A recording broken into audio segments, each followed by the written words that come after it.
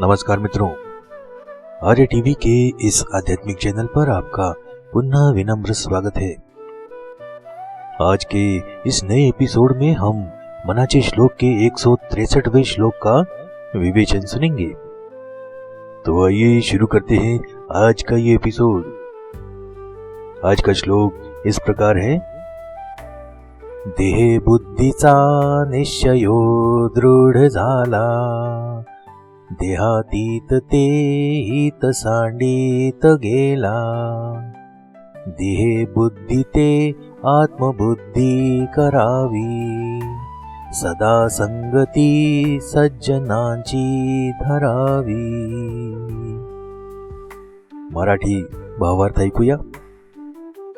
जो मनुष्य शरीर हीच आपली खरी ओळख आहे असा ठाम समज करून घेतो, तो देहाच्या पलीकडे असलेल्या आत्मतत्वाच्या कल्याणाचा विचार सोडून देतो।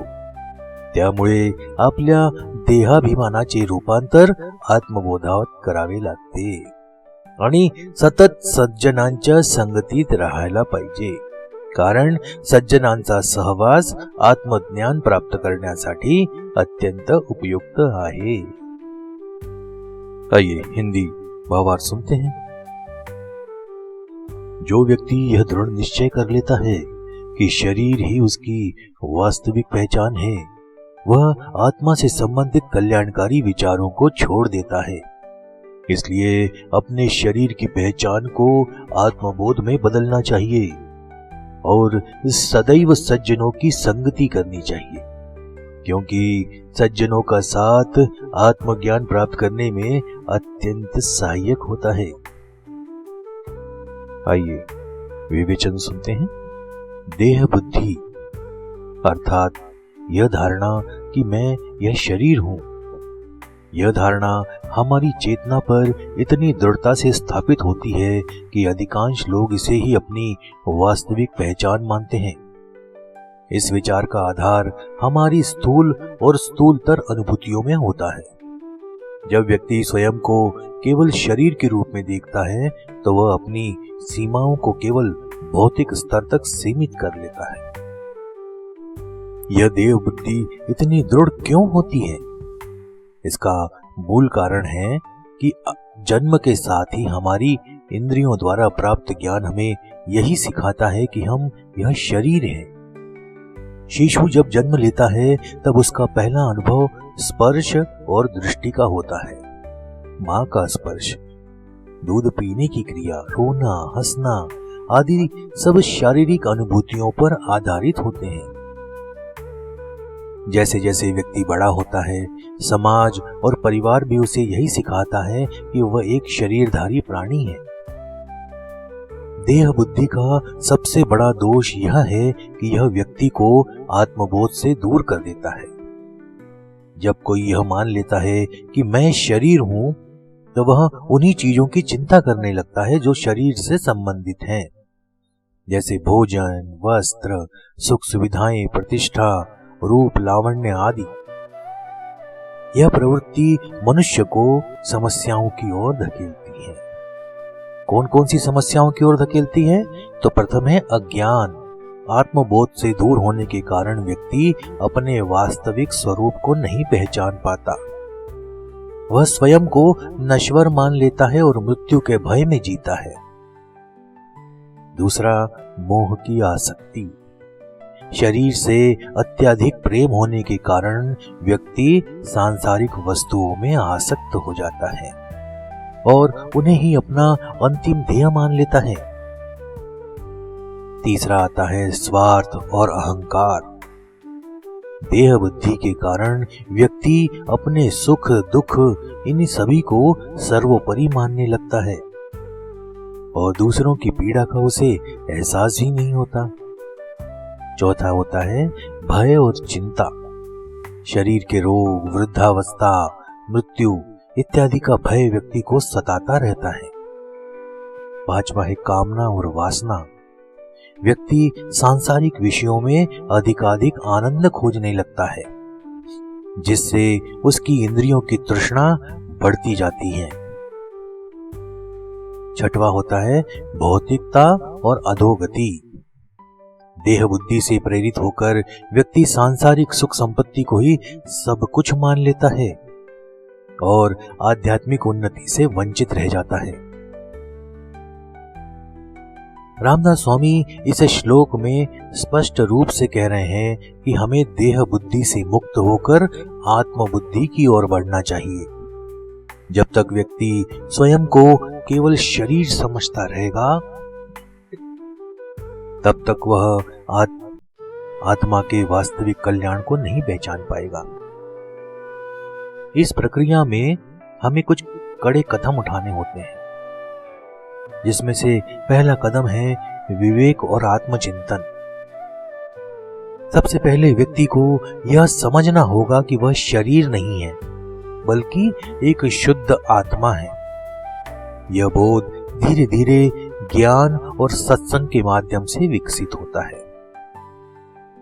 फिर इंद्रिय निग्रह है, संयम है। इंद्रियों के विषय में आसक्ति व्यक्ति को देह बुद्धि में फंसाए रखती है, इसलिए इंद्रियों पर नियंत्रण आवश्यक है। संत सज्जनों की संगति आवश्यक है। सज्जनों के संग से व्यक्ति को सतत आत्मबोध की प्रेरणा मिलती है और धीरे धीरे देह बुद्धि से दूर होने लगता है। साधना और आत्मानुभूति, ध्यान, जप, भजन और योग के माध्यम से आत्मचिंतन को विकसित करना चाहिए, ताकि व्यक्ति स्वयं को आत्म स्वरूप में स्थित कर सके। आज के युग में देह बुद्धि इतनी प्रबल हो गई है कि अधिकांश लोग इसे अपनी असली पहचान मानते हैं। सौंदर्य की अंधी दौड़ चल रही है। लोग अपने शरीर को सजाने संवारने में अत्यधिक समय और धन व्यय करते हैं। सुंदरता को ही प्रतिष्ठा का मापदंड मान लिया गया है। भोगवादी संस्कृति पनप रही है। देह बुद्धि के कारण लोग अधिक से अधिक ऐश्वर्य प्राप्त करने की होड़ में लगे रहते हैं। विलासिता ही जीवन का लक्ष्य बन गया है। स्वार्थ और हिंसा, हर तरफ केवल हिंसा। जब व्यक्ति स्वयं को केवल शरीर मानता है तो वह अपने स्वार्थ के लिए किसी भी सीमा तक जा सकता है। चोरी, धोखाधड़ी, भ्रष्टाचार, हत्या, इस तरह के अपराध इसी मानसिकता से जन्म लेते हैं। तो देह बुद्धि से मुक्त होने का मार्ग क्या है? अब प्रश्न ये उठता है। तो रामदास स्वामी ने इस श्लोक में स्पष्ट किया है कि देह बुद्धि से आत्म बुद्धि की ओर जाने के लिए सबसे प्रभावी उपाय संतों और सज्जनों की संगति है। संतों की वाणी, उनके उपदेश, उनके जीवन के आदर्श हमें यह सिखाते हैं कि हमारा वास्तविक स्वरूप आत्मा है, न कि यह नश्वर शरीर। जब व्यक्ति संतों के संपर्क में आता है तो वह धीरे धीरे अपनी देह बुद्धि को त्यागने लगता है। संतों के जीवन में भौतिकता का कोई स्थान नहीं होता। वे सदैव आत्मा की शुद्धि और ईश्वर के प्रति समर्पण पर बल देते हैं। भगवद गीता, उपनिषद, रामायण, मनाचे श्लोक जैसे ग्रंथों का अध्ययन करने से व्यक्ति को अपनी आत्मिक पहचान का बोध होता है। जब व्यक्ति जीवन को दूसरों की सेवा में लगाता है तो उसकी देह बुद्धि कम होने लगती है और आत्म बुद्धि का उदय होता है। शरीर की सीमाओं से परे जाने का अर्थ केवल शरीर को त्यागना नहीं है, बल्कि उसके प्रति आसक्ति और अहंकार को छोड़कर आत्मा के स्वरूप का साक्षात्कार करना है। आत्मबुद्धि का अर्थ यह नहीं कि हम शरीर का तिरस्कार करें, बल्कि यह समझें कि शरीर केवल एक साधन है, न कि अंतिम सत्य। आत्मबुद्धि प्राप्त करना ही सच्चा पुरुषार्थ है। जब मनुष्य स्वयं को शरीर मानकर चलता है तो वह अज्ञान और मोह के बंधनों में जकड़ा रहता है, लेकिन जब वह आत्मा की दृष्टि से स्वयं को देखता है तो उसे वास्तविक शांति, आनंद और मुक्ति की अनुभूति होती है। अब देह बुद्धि से आत्म बुद्धि की ओर यात्रा करना भला कैसे संभव है? तो इसके लिए प्रथम सीढ़ी है विचार परिवर्तन। आत्म बुद्धि प्राप्त करने के लिए हमें अपने दृष्टिकोण को बदलना होगा। हमें समझना होगा कि शरीर नश्वर है और आत्मा शाश्वत। जब तक हम शरीर को ही सब कुछ मानते रहेंगे, तब तक हम सांसारिक सुख दुख में उलझे ही रहेंगे। लेकिन जब हम आत्मा की ओर ध्यान केंद्रित करेंगे तो जीवन में स्थिरता और संतोष प्राप्त होगा। देह बुद्धि से मुक्त होने के लिए हमें वैराग्य को अपनाना होगा, वैराग्य की साधना करनी होगी। अब वैराग्य का अर्थ यह नहीं है कि संसार को त्याग दिया जाए, बल्कि यह है कि हम संसार में रहते हुए भी उसमें आसक्त न हो। संत ज्ञानेश्वर, तुकाराम और समर्थ रामदास जैसे संतों ने वैराग्य का सही स्वरूप समझाया है। यह मानसिक स्थिति है, न कि केवल भौतिक त्याग। आत्मबुद्धि प्राप्त करने के लिए सबसे प्रभावी साधन सज्जनों का संग है। संतों, विद्वानों और सच्चे साधकों के साथ रहकर हम अपने जीवन को सही दिशा में मोड़ सकते हैं। जब हम सज्जनों के साथ रहते हैं तो उनके विचार, उनकी साधना, उनके अनुभव हमारे भीतर नई चेतना उत्पन्न करते हैं। और इन सब के निचोड़ से, इन सब के द्वारा हमें इसके बाद आत्मचिंतन भी करना है। आत्मबुद्धि की प्राप्ति के लिए आत्मचिंतन अनिवार्य है। अब आत्मचिंतन का अर्थ यह है कि हम नियमित रूप से यह विचार करें कि हम कौन हैं, हमारा जीवन किस उद्देश्य के लिए है और हमें अपने जीवन में क्या सुधार करने चाहिए। आत्मबुद्धि की प्राप्ति के लिए स्वाध्याय अत्यंत आवश्यक है। भगवत गीता हो गई, उपनिषद हो गए, संत वाणी का अध्ययन करना, इन सब से हमें वास्तविक स्वरूप की पहचान होती है। इसके साथ साथ सत्संग का भी बड़ा महत्व है। जब हम महान संतों की वाणी सुनते हैं तो हमारा मन शुद्ध होता है और हमें आत्मबुद्धि की दिशा में आगे बढ़ने की प्रेरणा मिलती है। ध्यान के माध्यम से हम अपनी आंतरिक यात्रा को सशक्त बना सकते हैं। ध्यान से मन की चंचलता समाप्त होती है और हमें आत्मानुभूति का अनुभव होने लगता है। आत्मबुद्धि की प्राप्ति के लिए नियमित ध्यान, मंत्र जप और साधना अत्यंत लाभकारी है।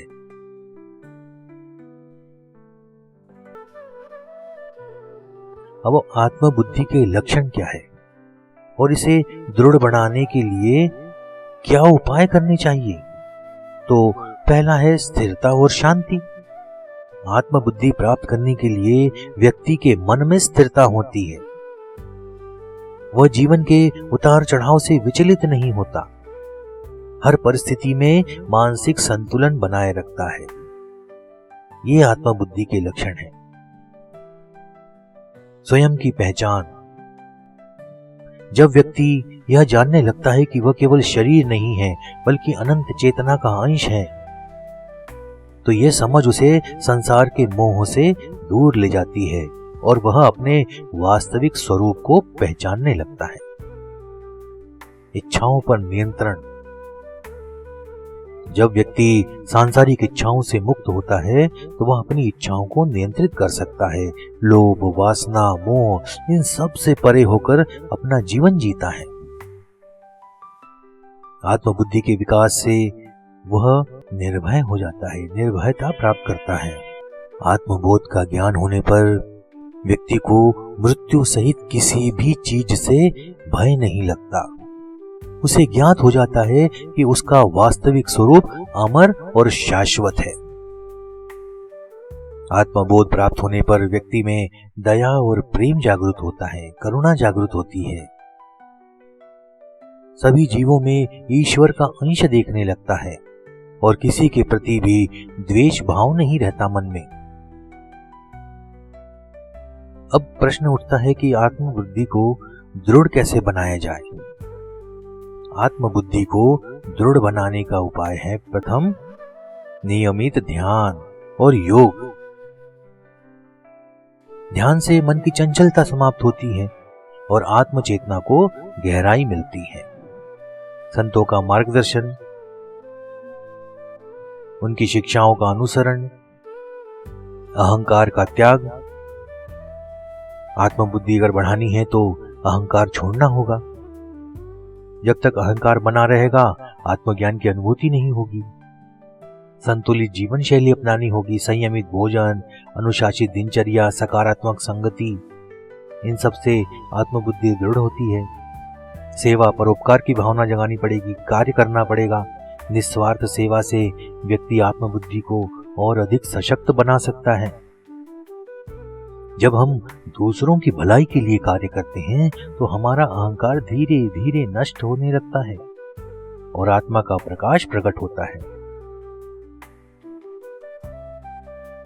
और जब आत्मबुद्धि आ जाती है व्यक्ति में तो इसके कारण सामाजिक और आध्यात्मिक प्रभाव पड़ता है। समाज में इसका एक अलग इम्पैक्ट पड़ता है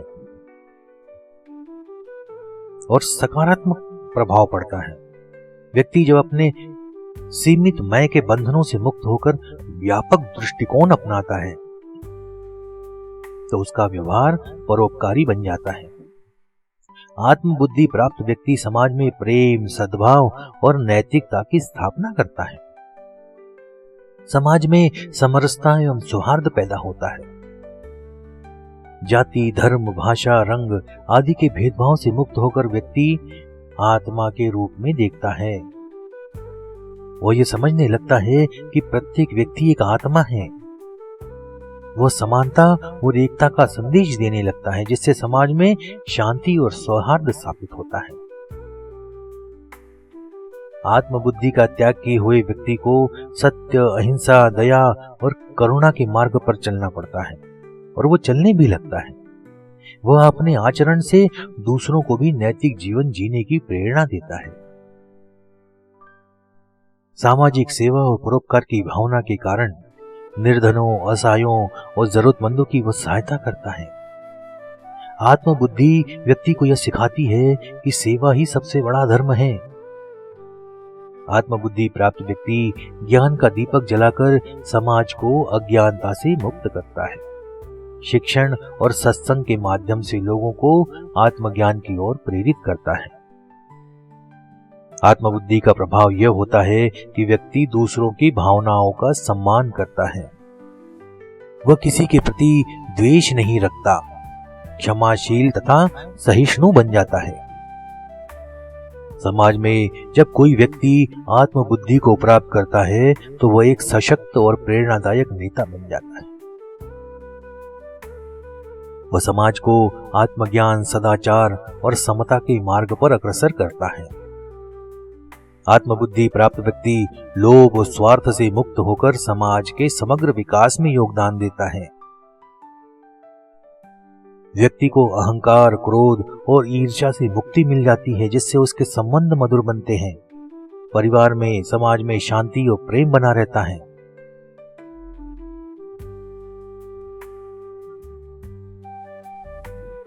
तो ऐसी बहुत सी बातें हैं जिन पर चर्चा कर सकते हैं, जिसका विवेचन कर सकते हैं, परंतु समयाभाव के कारण हम आज का एपिसोड यहीं समाप्त करना चाहते हैं। अगर आपको हमारे वीडियो पसंद आ रहे हैं तो इसे लाइक अवश्य करें और अपने इष्ट मित्रों के साथ शेयर भी करें। चैनल को अभी तक आपने सब्सक्राइब नहीं किया है तो कृपया इसे अभी सब्सक्राइब करें ताकि आने वाले वीडियो के नोटिफिकेशन आपको समय से प्राप्त हो सके। यह वीडियो काफी लंबा हो चुका है, आशा है इसे आप पूरा सुनेंगे। तो मिलते हैं अगले एपिसोड में एक नए श्लोक और उसके विवेचन के साथ। तब तक के लिए जय जय रघुवीर समर्थ। नमस्कार।